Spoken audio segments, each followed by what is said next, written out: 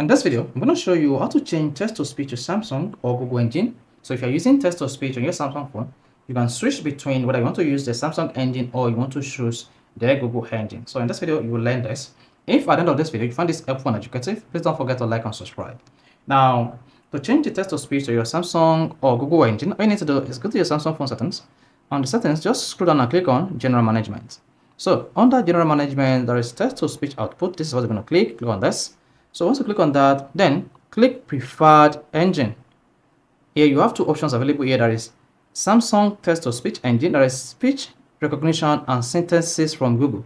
Now you can choose the Samsung Text-to-Speech Engine or change to Google Speech Recognition and Synthesis. So this depends on your choice. So in this case, you can actually switch between the two engines to use text-to-speech on your Samsung phone. So this is how you can change text-to-speech to Samsung engine or Google Speech Recognition and Synthesis on your Samsung phone. If this is helpful and educative, please don't forget to like and subscribe to the YouTube channel for more quality videos just like this.